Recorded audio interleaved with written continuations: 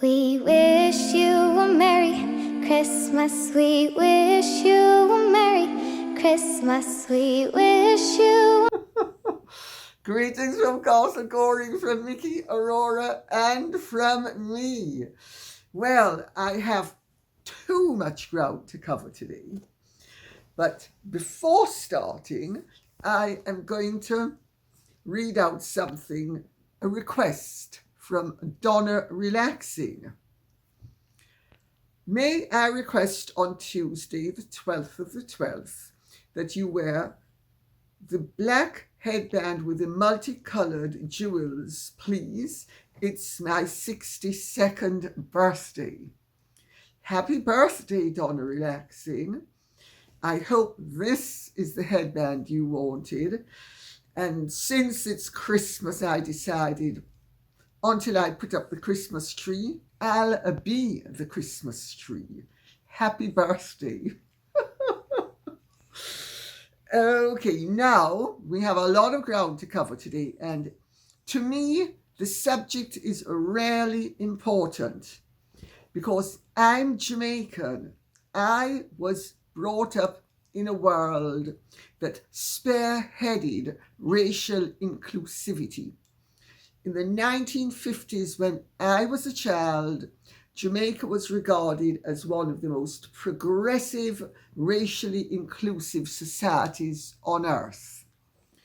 And I have seen both the benefits of racial inclusivity and the destruction and of its concept, and also race baiting and how dangerous racist tendencies, to be quite specific, can be. Not only do I care personally, because I have cousins of every hue, from lily white to cafe au lait, and I come from a world where I have friends from the palest white to the darkest black, and I get feedback not only from people of color that are generally, but from politicians, diplomats. And so I just want to emphasize that I actually have personal feelings where this whole race baiting scenario is concerned. So that's why I am, to me, it's not just a subject. Let me put it that way. It's not just a subject which it is to many people who object to it on a point of principle. I object to it not only on a point of principle, but very personally. So today we're pretty much going to be covering the race baiting of Meghan, Harry, and their Minister of Propaganda, Joseph Goebbels, amid scabies, and the comeuppance they're all getting. There is such a thing as justice, thank God. So, without further ado, let me plunge in because I have a lot of ground to cover. Does not play well with others, says. Some of these names are such a delight. I was struck by the photos of the Christmas concert last night. Not only is the Wales family absolutely lovely, but there are so many other family members there with their children, all smiling and enjoying one another and the experience. It was truly a family. To see Beatrice and her stepson Wolfie, and even Freddie Windsor and Sophie Winkleman with their children, brought home the warmth of this family. It only illuminates the ridiculous lie perpetrated by Harry and Meghan.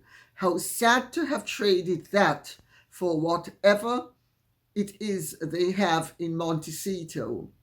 It's called greed, ambition, delusion, folie à deux, and may I make the point? Practically the whole family with youngsters attended. Practically the whole family, including the York girls. Let's remember that. I wonder what ill wind is blowing from Montecito. Toronto TSTS says, I'm black. Let's be real. This isn't about racism for Meghan. It's about revenge, attention, and money. If Meghan thought the British royal family was racist, she would have run. She is way too tempestuous and disagreeable to have just accepted a family she actually thought to be racist, if that mattered to her.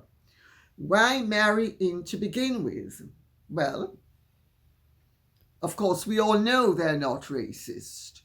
We all know that Meghan is not the first person of recent acknowledged colour to marry into the royal family, and all have been made welcome, as was Meghan. Of course, you're absolutely right, Toronto TSTS. There's no way that Meghan would have married into a racist family.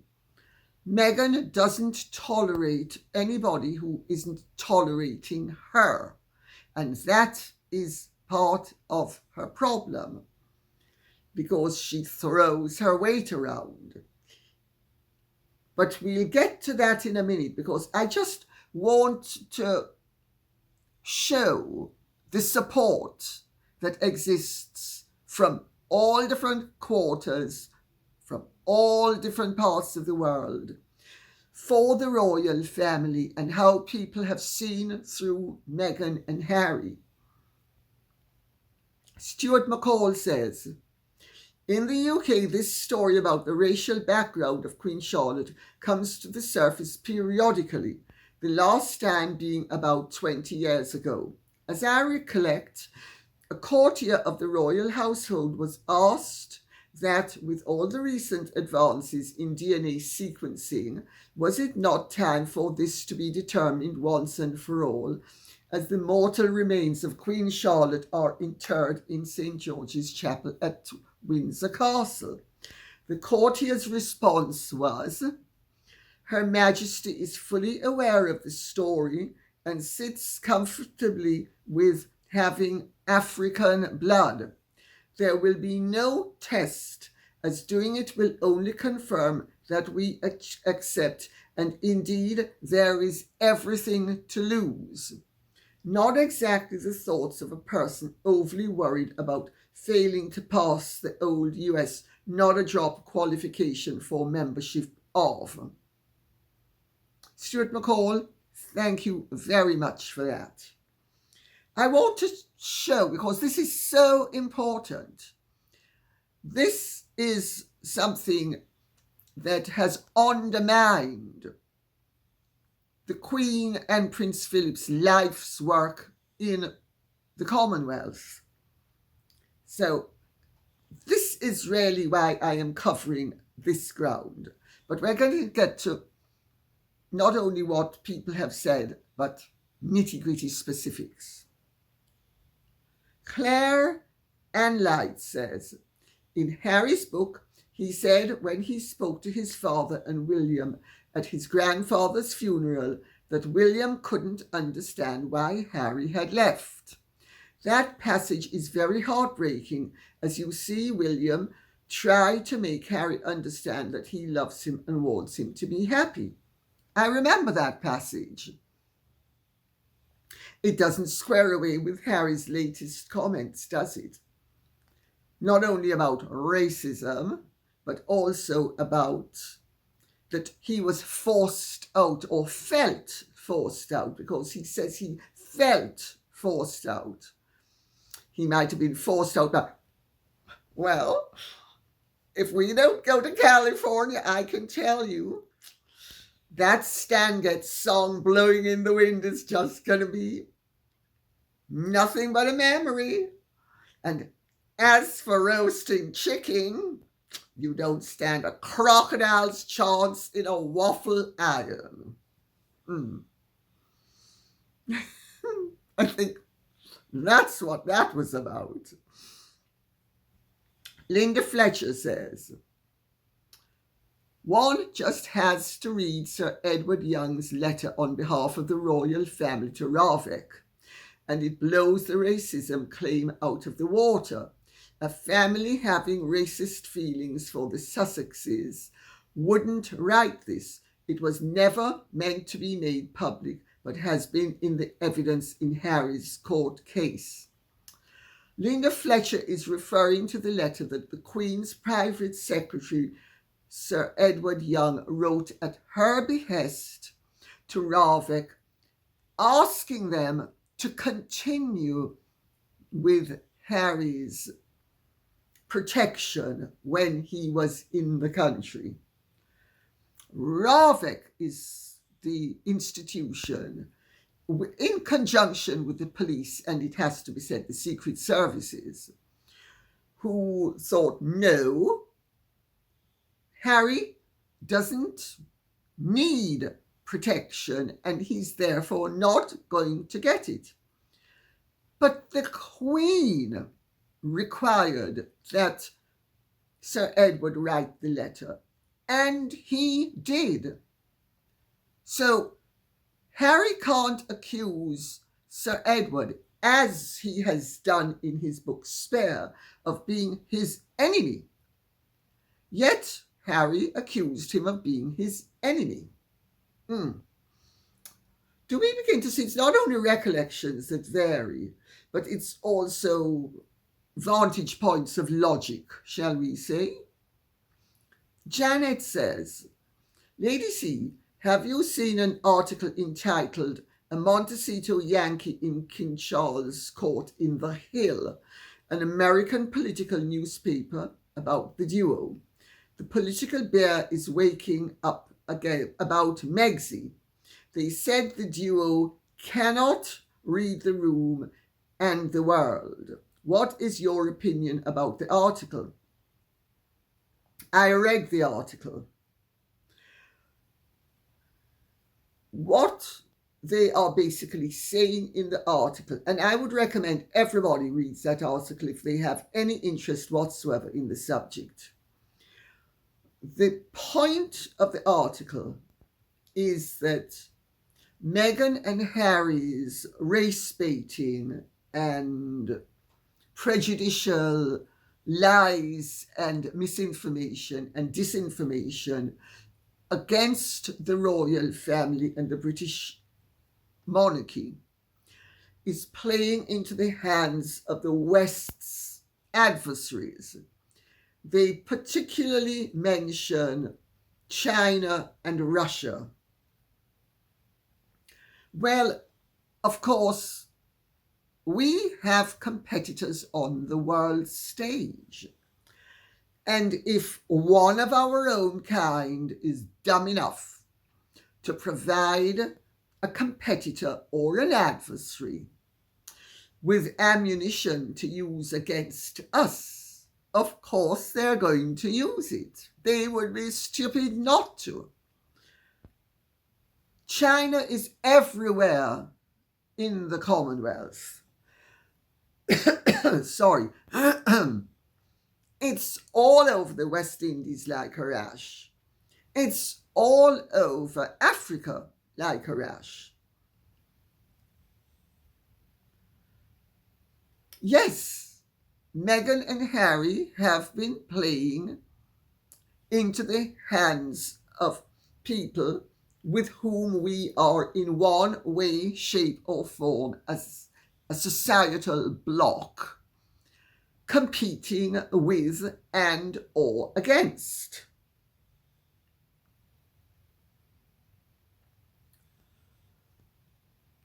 What's really interesting about all of what's been happening recently is that Meghan and Harry have been telling lie after lie after lie, which is now being openly challenged. Because in the last week, we've had the Hollywood Reporter nominating them as losers, top losers, not winners, losers, each of them separately. We have Harry's ludicrous claims about being forced out of the UK, challenged by a wealth of people, many of whom observe that Harry on Netflix was exultant. Remember, his pupils were bigger than tennis balls, exulting in, Mickey, honey, run, go get mommy some Coke. Mutty wants to drink some Coke. Mutty feels a head cold coming on. And Mutty also thinks she's going to surrender to the charms of Ayurvedic, Ayahuasca, Santeria,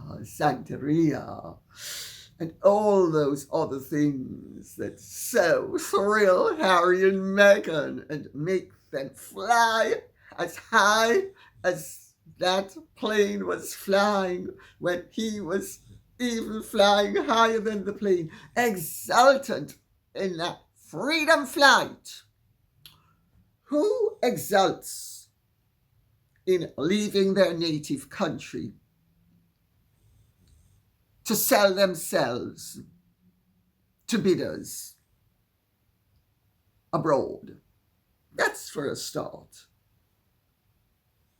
We've also had, in the last few days, a spokesman for the publisher, Zond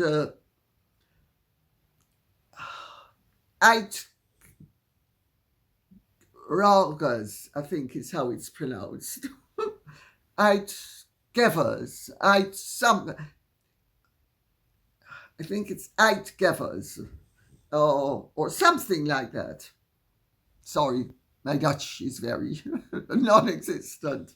Who said about Omid Scobie's lies, which let's be clear about, they have been written at Meghan's behest for her to be able to publish a memoir explaining how terribly upset she was when the King and Catherine, and remember, there's now a third person being bandied around that had been bandied around initially at first, Princess Anne. And let's not also forget that Camilla is also being yanked into the frame. So it's going to eventually go from 1 to 4. And whoever else falls out with her or she falls out with might be added to the list. So what started at 1 might end up a round dozen. But scabies needed to name those people so that Meghan could, with honour, because I'm authentic and I believe in family and community and I'm authentic and I would never ever have, it's too damaging, Oprah, to say who they are. It would just destroy them. I couldn't do that. But I mean, scabies, if you do it, then I can jump on the bandwagon, which I have. I thank you so much for creating at my behest. You're so wonderful. You're just as authentic as I am. Two plastic creatures bouncing through life with as much artifice as we can engineer, and community, and all those wonderful things that we possess as attributes. Well, the publisher said, Omid Scobie's explanation in his column in iNews about the Dutch editorial process of the Dutch edition of Endgame is factually incorrect. In other words, a total lie. and we do not recognize ourselves in his representation of the events. Zonda Eitreger is not allowed to say anything about the content. We therefore refer to the agent UTA. Well, Scabies finally had to hop in and make a comment. So his comments show that he is as inept a liar as Meghan and Harry are. Because on Friday he admitted that he had, contrary to what he had previously said before, because remember, categorically denied that he had ever named either the King or Catherine. He then said on Friday that both names were in an early draft that he had written at lightning speed. Well, I can tell you something. I'm a writer, and that book took a heck of a long time to write. I don't know what. Does he think that a snail crawls at lightning speed? I suppose he does. But then again, he thinks he's biracial, even though he's half Caucasian and half Caucasian. He also thinks he and Meghan are truthful. Need we say more? He also said, and I'm quoting what he wrote, "To be clear, the only publisher I worked directly with was the one covering the US and the UK. I spent..." And now he then stupidly gives a detail which proves he is a totally brazen and stupid liar. Scabies, you don't agree with me? You think I'm defaming you? You know where I live. Issue proceedings. He says, "I spent almost 2 months with independent British barristers and in-house legal counsel to ensure that every detail in the finished book was legally watertight." Then he tries, so what he's just said is, first of all, he wrote the book at lightning speed, so put the names in accidentally. Then the book was legal for a period of 2 months, with the back and forth that would involve with him. So the name would have had to have been going back and forth. So it would have been a hot topic if he had put in the names originally, which he definitely did. And then the lawyers made him take them out. And he and the publishers and the agent would have been only too aware of the fact that they were legally obliged to take out those names and chose not to. Do you see where the complete double dealing and really dishonor of intent and dishonor of content comes in?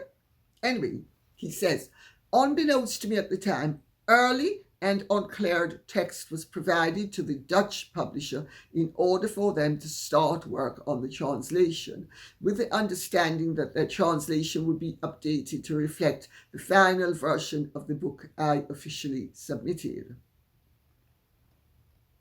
Well, Zonda, whatever it's called, has pretty much said it's factually incorrect. They are not responsible. And I, as an author of several published books which have been legal, am here to tell you his story doesn't stack up. It is as plain as the nose on his face and his redesigned entity, plastic entity, that they had to have known that those names had been sent out, and you don't forget something like that. I'm sorry, I don't for a second believe any of them. So, J. Hutchings says, "If they were forced out, why did the Queen give them a year to change their minds about leaving? And not only did she give them a year to change their minds about leaving, but at the end of the year, a variety of announcements were then made with regard to what the updated situation was going to be. So they had a year in which to change their minds. how are they forced out? Mm.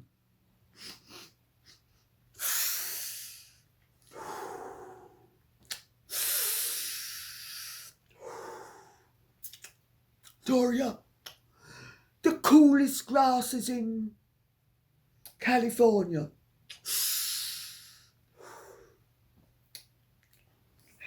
Yes, H, yes. You know, your mom, because remember, I'm now your mom, will take good care of you. No, Doria, you're not my mom. My mom was Diana, and the living embodiment of my mom is now Jocasta. Oh, sorry, I meant Meghan. Jocasta is who Oedipus married. And I'm Oedipus, yes. SJH says, are you able to give a ballpark figure on how much Omid has made on this book? You are in the know as you are an author. Pound sterling figures are fine, thank you. Well, he sold about, say, 11,000 copies. And he would have, depending on his contract, most likely would have made 70 to 100,000 pounds. That would be my reading of the situation.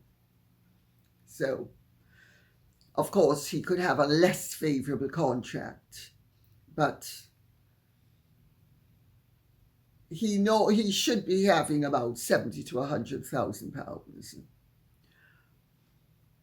You noticed me, says, dear Lady C, I don't understand how Doria and Meghan are such race baiters, but didn't marry black men. Instead, they chose and married white men. What's that about? Is that what self-hatred looks like? Yes, it is. I, again, speak as a Jamaican who all my life has been immersed in a multiracial society where everybody was very open about their attitudes, including people of colour who despised those who were darker than them and wanted to, quote unquote, their expression, improve their colour.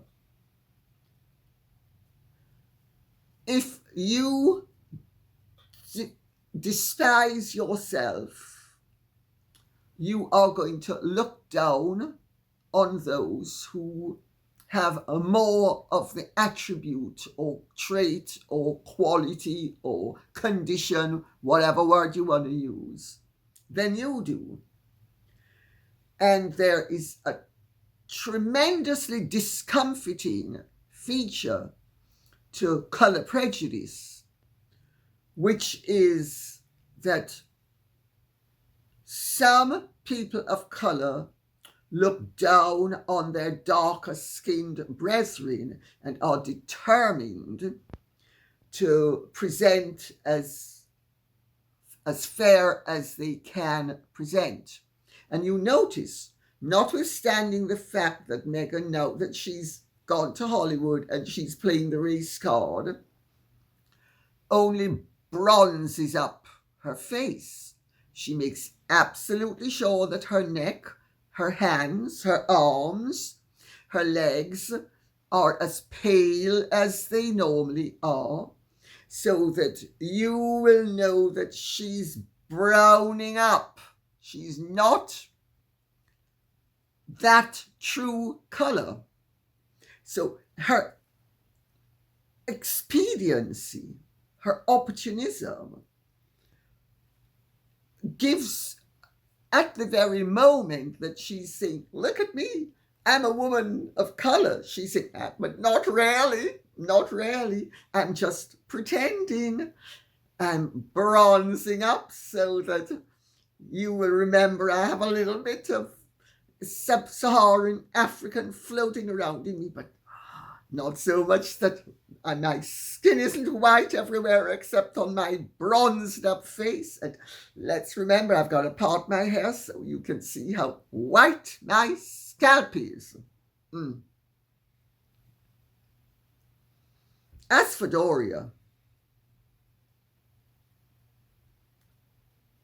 she produced in more ways than one, going off what Meghan and her conduct is and the information I have been told of the way she behaved and behaves. She has produced such a conflagration of racist negativity that it spread throughout the world. She is to race what Typhoon Mary was to Typhoon. Typhoid Mary was to typhoid. Movie Buff says we're going to have a little change of pace now, so it's not too relentless. Lady C, Ryan O'Neill has died. Did you know him, and if so, what was he like? He was sure handsome when he was young. I only ever met Ryan O'Neill once. It was in October 1973. I was in Tramp.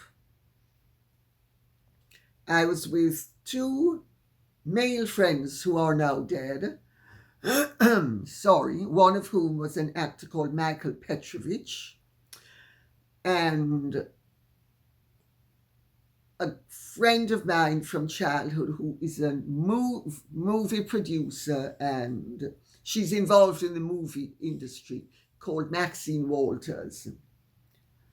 And she actually is the one who enlightened me as to some of what was going on, because first of all, I was pretty naive. Anyway, I won't go into the ins and outs of it. What I will say is Ryan O'Neill and a very, very famous female had evidently decided that they were going to see which one of them had the greater allure and could pull me. Well, I've never had tendencies in certain directions, let me put it that way. And I was furious when I found out. And the one night they both made their move at the same time, I was on the dance floor with Michael, and she came up to me and she said, she had on a Zandra Rhodes dress, beautiful blue silk chiffon dress. And she had a spectacular figure. If I told you who it was, it would lift the scalp off your head. And she came up to us and she said, and held up her sleeve. She had the dress had a big cuff with buttonholes, bound buttons and buttonholes. Beautiful dress. And she said, I've lost one of my buttons. Have you seen it?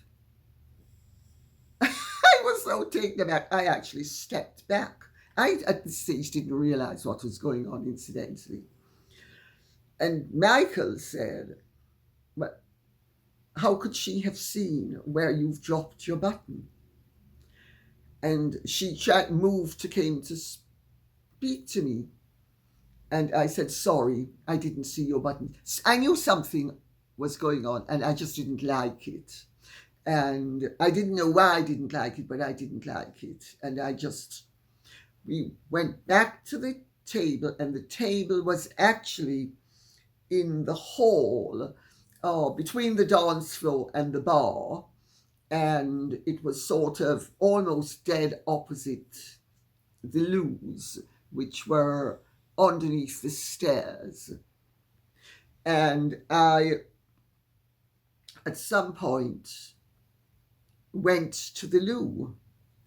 And when I opened up the door to come out, there was Ryan O'Neill standing with his elbow on the cotching up himself on the door frame, as the Jamaicans would say, and blocking my passage. And he said, "You're very beautiful." I said, and by then, incidentally, Maxine, because after we'd gone back to the table, Maxine said that, and Maxine was far sharper than I was, and said that Ryan O'Neill and this woman were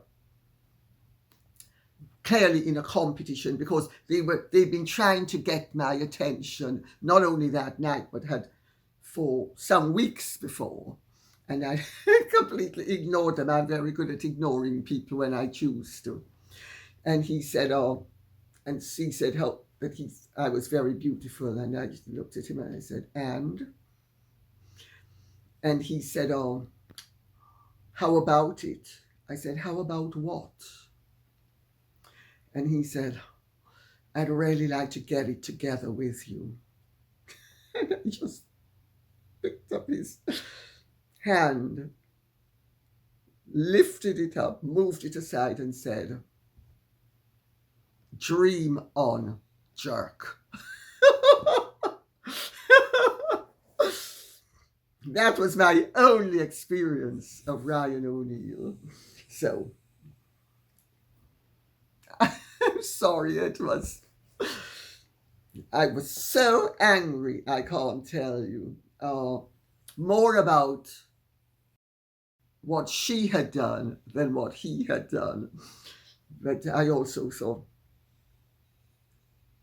who does this man think he is? That, but I have to say, he was extremely good looking. So you could see where he was coming from in terms of expecting girls to fall at his feet. I would never have fallen at his feet, even without that rather tacky scenario having been going on. He just was a little bit too cocky for my taste. Ed Japago says, in the current issue of Star magazine on page 29, someone, an insider, probably Walmart Wallace, babbles on about Princess Michael's blackamoor brooch as a symbol of subservience. You have addressed this issue and cleared it up several times, but you need to do it again. Please, Lady C, I am so sick of these aspersions. Thank you. I'll be delighted to.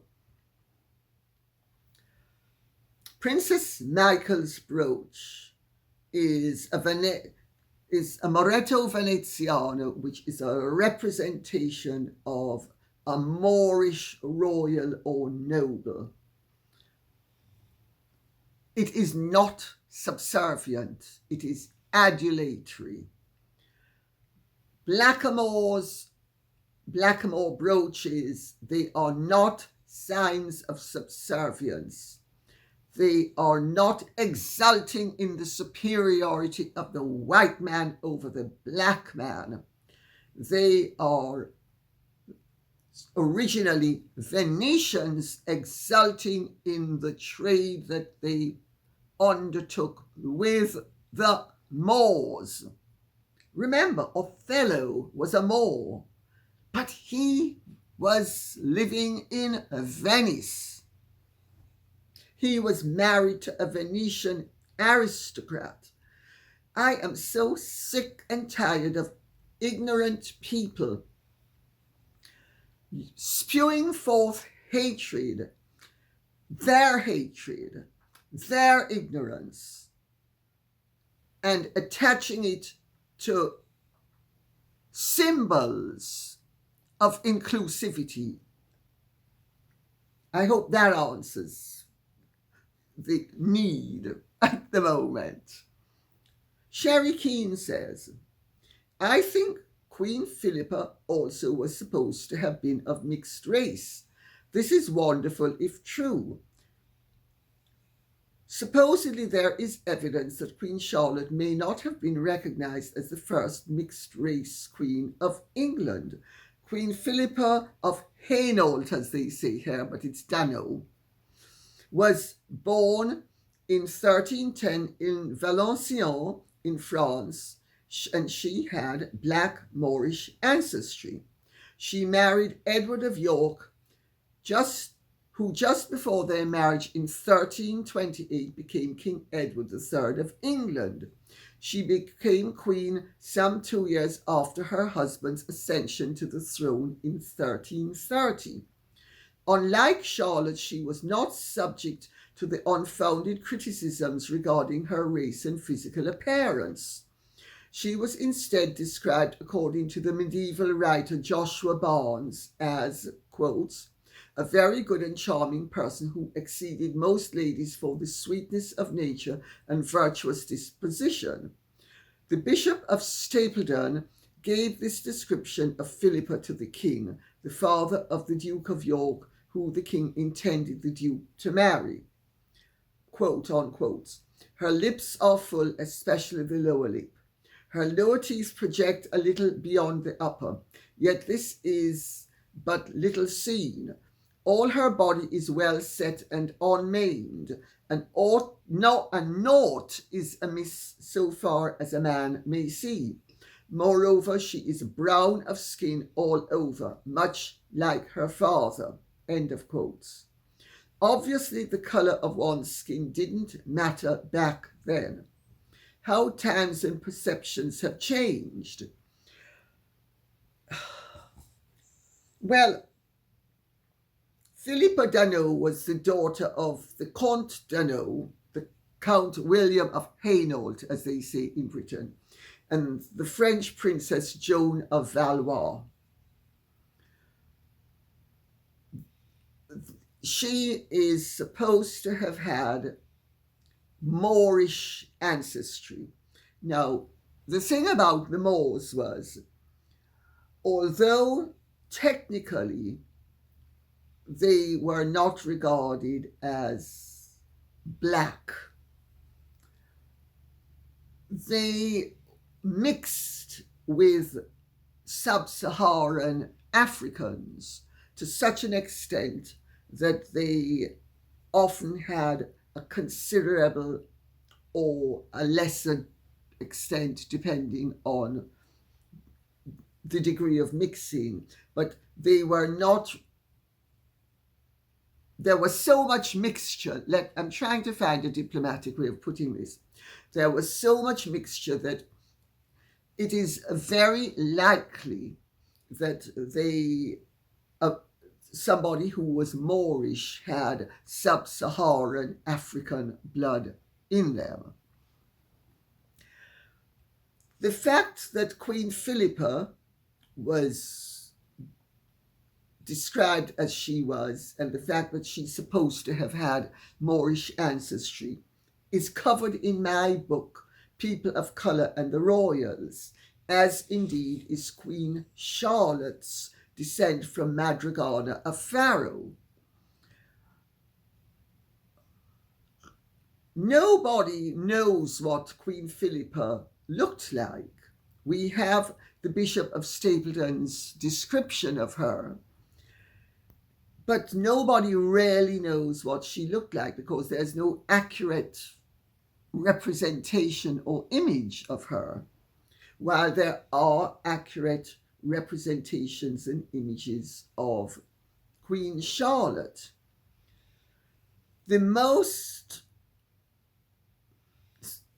sub-Saharan African one is by Alan Ramsey, and it presents her as a somewhat frizzy-haired, fairly brown-skinned woman with brown hair. there are many other images. For instance, the one I have downstairs by Sir Joshua Reynolds presents her as being fair-skinned, and of course she powdered her hair, so, and they wore wigs as well.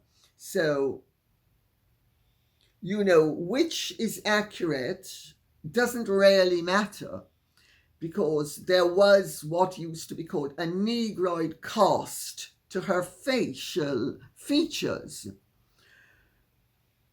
But she wasn't black.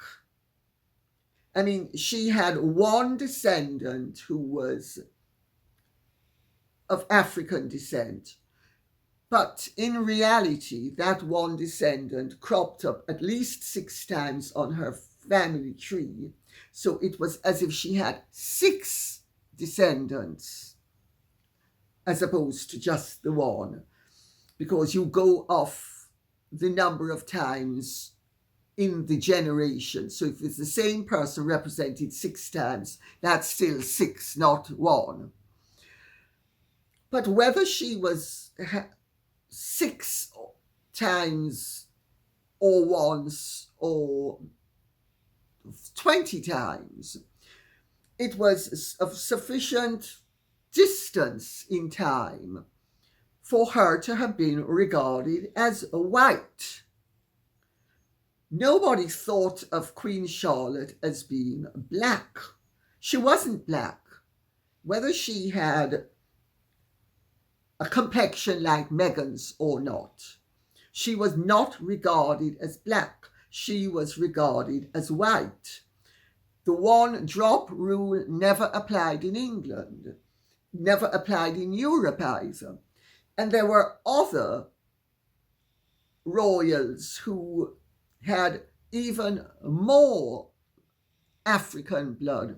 One of the heads of the Medici family was half black. Nobody regarded him as somebody to avoid. I mean, all these, race has become a very hot topic recently in a negative way, but there are many examples in history of people who very prejudiced people would say were black and certainly weren't black. So I hope that clears it up. Whether, yes, they both had African blood. Does that make them black? No. It makes them no more black than it makes the late Duchess of Abercorn. Sasha Abercorn was a descendant of a Chadian slave called Hannibal. And she was very proud of it. Nobody thought she was black. I mean, and in fact, I'll say, when I was on Piers Morgan, when Archie was going to be born, and Piers said that about a black prince, I said, he's not going to be black. He's going to be most likely 1/8 sub-Saharan African. Even the Nuremberg race laws meant that he would not have been regarded as black. I said, it's racist to say that somebody who's 7/8 white and 1/8 black is black. It is racist. That's my take on it. So I hope that covers the subject. Ms. Skymom says, Dear Lady C, if a mid-scabies can be considered a person of colour because his Persian mother's ancestry was Indian, and given that Prince William and the Spare have Indian ancestry as well, how can they be called racists? Aren't they people of colour, an execrable term, too, and therefore immune from such accusations? Well, you can be a racist and still a person of colour. In my opinion, you need look no further than Meghan Markle and Doria Ragland to see that spotting racial prejudice where none exists makes you at least have a chip on your shoulder about race and actually be veering onto the dangers of categorization as a racist. So that doesn't absolve somebody of guilt where racist attitudes would be concerned. But yes, Harry and Meghan both have ancestors of color. Eliza Kewark was half Indian. Prince William gave his DNA to prove it. How racist can you be if you're going to be giving your DNA to prove that one of your ancestresses was a woman of color? I mean, the whole thing is so wildly illogical and just plain, plumb, dumb and stupid that it defies convention. Laura Stewart says, Queen Charlotte was not black. Her single bit of black DNA was generations black. There is an agenda to make our ancestors black. It's all political nonsense. Laura Stewart, I basically agree with you. I think it's race baiting of the highest order to say that somebody who had a descendant many generations before, although in Queen Charlotte's case that one descendant becomes 6 descendants because of the number of times that she's replicated in the family tree, she still wasn't black. And, you know, this nonsense about race, I think, really needs to be put to bed. But the way it will be put to bed is by showing that racial purity is, to an extent, an illusion. And I'll tell you why, to an extent, it's an illusion. Many Russians have Mongolian blood, Chinese blood. It's rife throughout Russia. So, let's just stop right there, because we're going to end up with Katie Fulton, who says, Dear Lady C, as I was cruising YouTube, a Lady C performs at hip-hop convention and then a tape of a talented woman dancing beautifully with the moonwalk, etc. Was this really you? Oh my goodness, why isn't this everywhere? You're so talented. No, I'm not. I do admire the way you can still move. I wish I could. Great job, Lady C. Sorry. Can you explain how you came to be there and perform? I can. It's not me. Would be that it had been me, but it's not me. But yes, I gather that I think somebody who, I mean, Lady C can be a moniker that anybody has. So, I mean, it doesn't have to be me exclusively who has it. But so, who knows? This is somebody who could have been Lady C for a long time. But I can tell you, whoever it isn't me. I've never been a very great dancer. Sorry. And on that note, I will say thank you very much for listening. I hope this has been of some interest to you.